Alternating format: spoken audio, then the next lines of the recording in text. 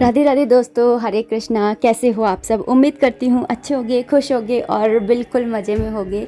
आज है Wednesday morning और यहाँ पर सुबह सुबह बस लंच बॉक्स रेडी कर रही हूँ। अभी सुबह के 5:30 हो रहे होंगे और मैंने नहा लिया है। और साथ ही साथ है ना, नहाते समय में नहाने से पहले ही झाड़ू पोछा वगैरह सब कुछ कर लेती हूँ, क्लीनिंग करके, यानी बासी झाड़ू पोछा करके तब भी नहाती हूँ। और नहाते समय कपड़े भी धो लेती हूँ।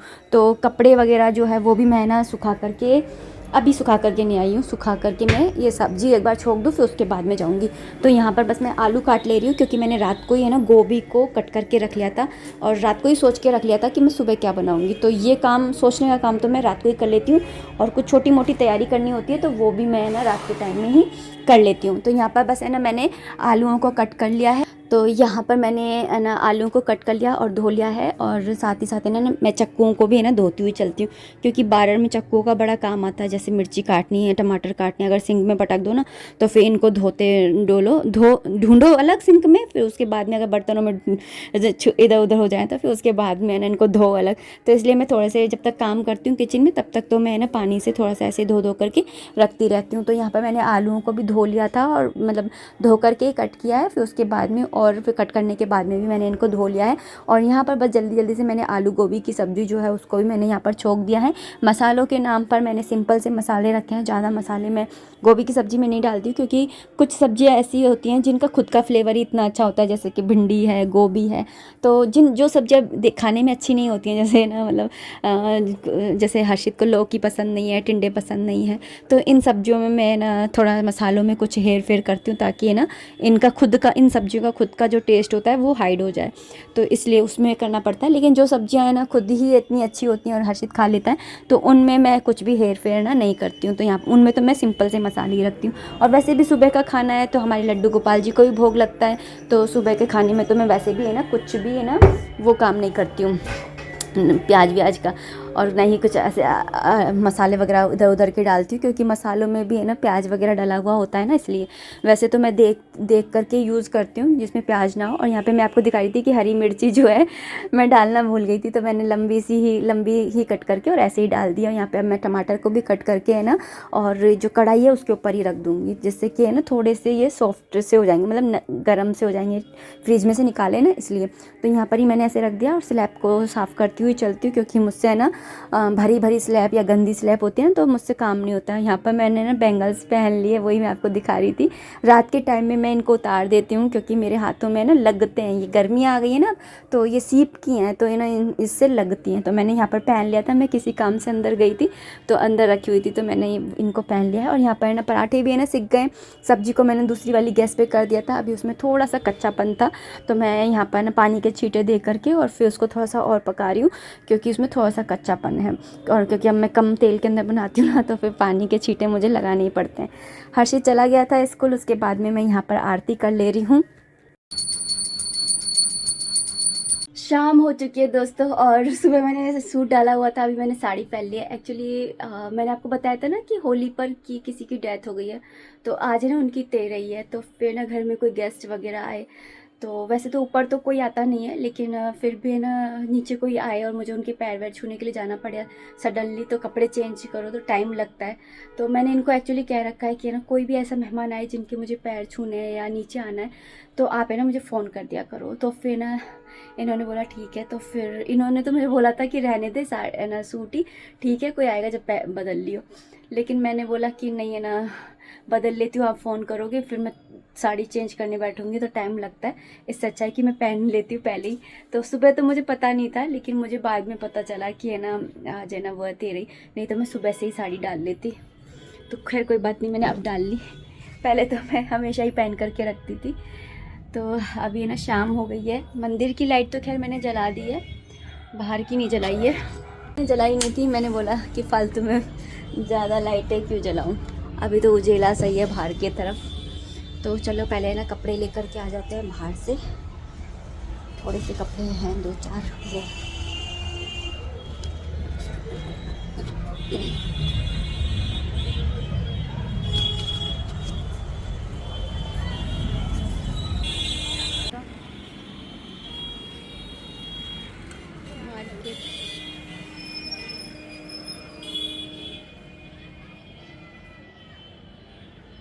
फर्स्ट टाइम जब मैंने ये वाली साड़ी पहनी थी, फर्स्ट टाइम मतलब कि होली पर जब मैंने ये साड़ी पहनी थी, तब कमेंट आए थे कि आपने खरमास में कोरी साड़ी पहनी है क्या।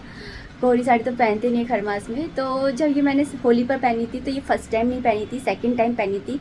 फर्स्ट टाइम मैं जब संक्रांत पे जयपुर से लौट करके आई थी, उस टाइम पर मैंने ये वाली साड़ी पहनी थी। बिल्कुल सिंपल सी साड़ी है, कुछ ज़्यादा वो नहीं है, तामझाम प्रिंटेड है, और इधर बॉर्डर पे ना इस तरह से बस ये ऐसा वाला काम हो रहा है। आजकल है ना ये वाले काम की साड़ी है ना, ये वाला काम बहुत ज़्यादा चल रहा है।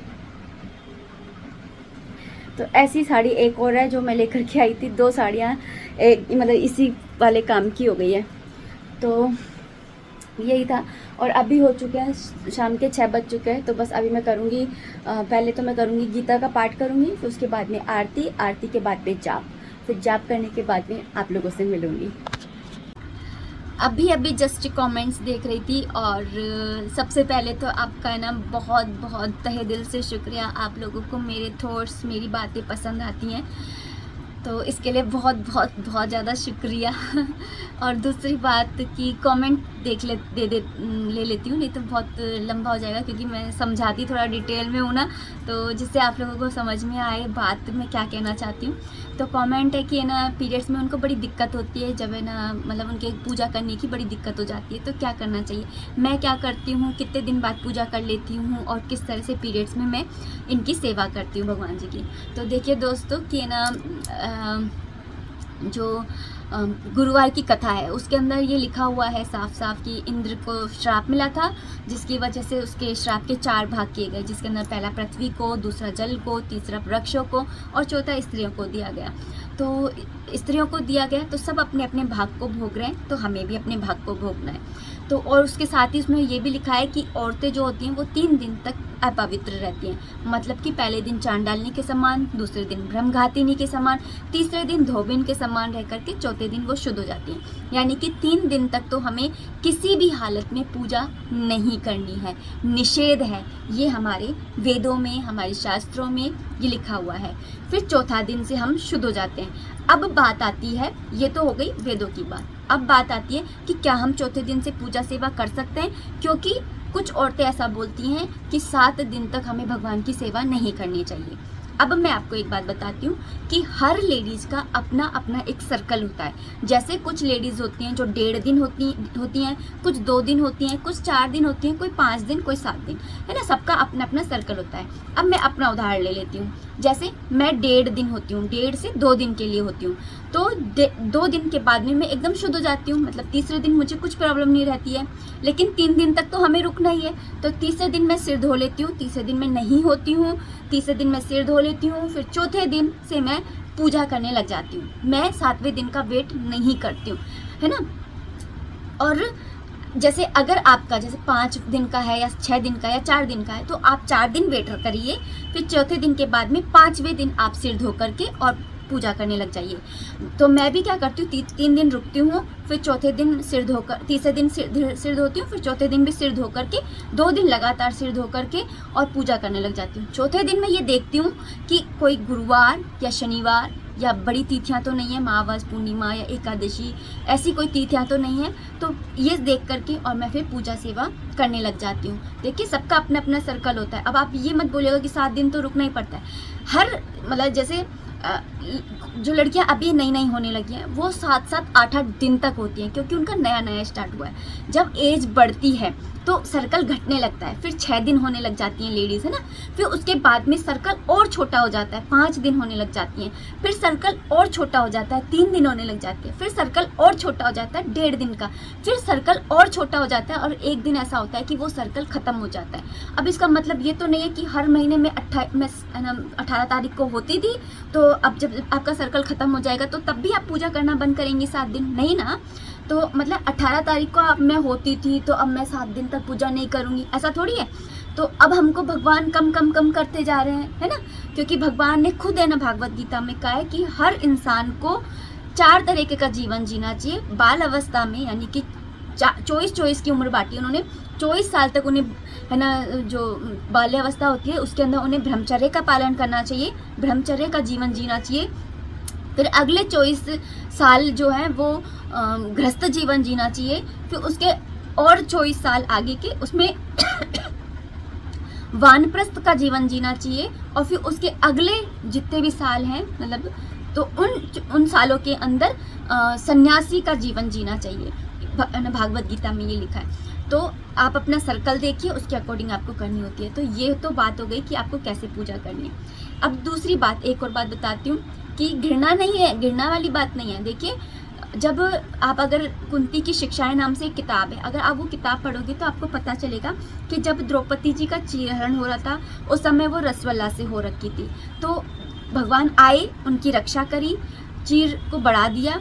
फिर उसके बाद में जब ये सब घटना हो गई, उसके बाद में जब द्रौपदी जी रो रही थी, उनके ऊपर उन्होंने हाथ फेरा, वो रसवल्ला यानी पीरियड से हो रही थी। भगवान ने घृणा नहीं करी, उनने छूत करके छोड़ा, उनको छोड़ा नहीं, मतलब उनको छू लिया। तो ये कोई घृणा वाली बात तो है नहीं। दूसरी, बस स्त्रियों को आराम देने के लिए ये चीज़ें हैं कि वो हो रही हैं पीरियड से, तो उनको आराम मिलना चाहिए। क्योंकि भागवत महापुराण में भी लिखा है कि औरतों को स्वतंत्रता नहीं देनी चाहिए। स्वतंत्रता नहीं देनी चाहिए मतलब उन्हें पैर की जूती समझो, नौकरानी समझो, ये सब नहीं। उनको एक बच्चे की तरह रखना चाहिए। जैसे बच्चा होता है, उनको पूर्णतः स्वतंत्रता नहीं दी जाती है, लेकिन उनको उनकी छोटी छोटी चीज़ें, उनकी छोटी छोटी खुशियाँ, उनकी छोटी छोटी फरमाइशों का ध्यान रखा जाता है। ऐसे ही औरतों का। तो भगवान सिर्फ है ना उनको आराम देने के लिए ये चीज़ बोलते हैं कि आप है ना इतने दिन पूजा मत करो। जैसे कि गर्भाधान या तिरोधान होता है, जहाँ हमें पूजा करने को मना की जाती है। आप समझिए कि गर्भाधान इतना शुभ दिन होता है, कोई आ रहा है हमारे घर के अंदर और हम पूजा ना करें तो लगता है ना। तो कुछ चीज़ें हैं ऐसी, जब भगवान ने बोला है कि आप पूजा मत करो, उन चीज़ों पर ध्यान दे लो।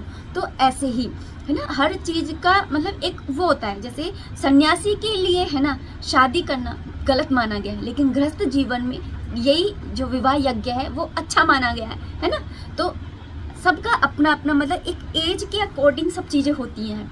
तो आप इस तरह से कर सकते हैं। और दूसरा, जब मैं हो जाती हूँ तो मैं कैसे, हमारे घर में तो मैं आपको बताती रहती हूँ, हर्षित के पापा करते हैं सुबह की पूजा, शाम की हर्षित कर देता है। शाम को दूध आता है तो हर्षित गर्म करता है, 2 गिलास दूध गर्म करता है। बाकी का मैं करती हूँ क्योंकि वो इतनी देर खड़ा नहीं रह सकता है, आलसी जी।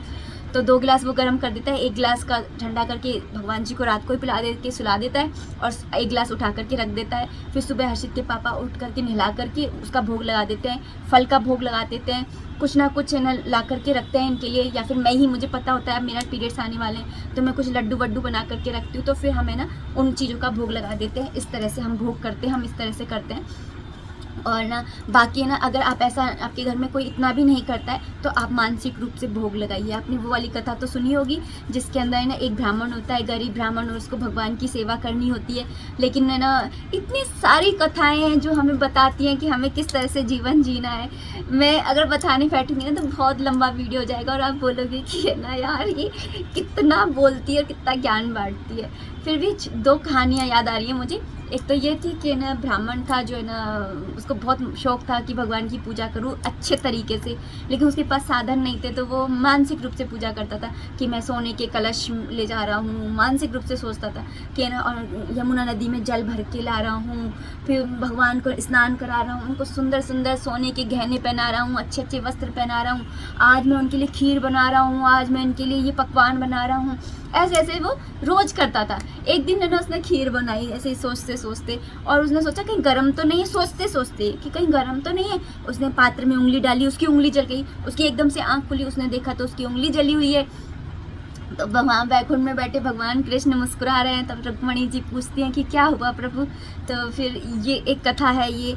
और जैसे एक कथा है, एक कथा और आती है जिसके अंदर ना एक ब्राह्मण होता है, मतलब एक पुजारी होता है जो भगवान को है ना मंदिर में बैठे भगवान की पूजा सेवा करता है। उसको बाहर जाना होता है तो वो दूसरे ब्राह्मण को देख करके जाता है। तो ब्राह्मण देखते हैं कि अरे इनको मैं क्या, ऐसे एक लोटे पानी में मैं क्या नहलाऊंगा इनको, ऐसा करता हूँ इनको बोल देता हूँ कि ये जहाँ यमुना नदी में नहाएंगे। भगवान बोलता है भगवान आप यमुना नदी में स्नान कर आइए। तो वो ऐसे बोल के हट जाता है। फिर उसके बाद में ना वस्त्र की बारी आती है तो फिर उल्टे सीधे वस्त्र पहना देता है, उसको पहनाने नहीं आती। भोजन की बारी आती है तो उसकी पत्नी सूखा सूखा सा खाना ले आती है।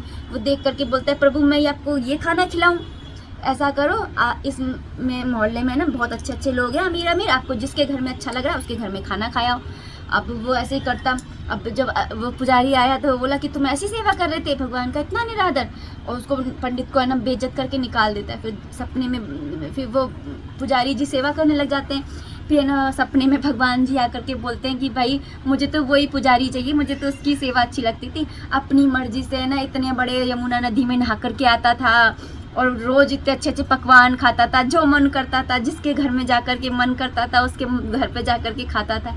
तो यहाँ पे मैं पता है क्या कहना चाहती कि मानसिक रूप से आप है ना पूजा कर सकते हैं। तो ये थी आज की ज्ञान की बातें, और वीडियो बहुत ज़्यादा लंबा हो जाएगा इसलिए मैं इस वीडियो को इतना ही रखना चाहूँगी। उम्मीद करती हूँ वीडियो पसंद आई होगी। अगर आई है तो प्लीज़ लाइक कर दीजिएगा। कोई भी कमेंट है, कोई भी सजेशन है, आप कमेंट बॉक्स के थ्रू मुझे कर सकते हैं, और प्लीज़ लाइक और कमेंट ज़रूर कर दिया कीजिए। अगर आपको मेरी बातें अच्छी लगती हैं, आपको मेरे वीडियोस पसंद आते हैं, तो प्लीज़ लाइक ज़रूर कर दिया करिए, कमेंट ज़रूर कर दिया कीजिए कि कहीं मैं कुछ गलत तो नहीं बोल रही हूँ।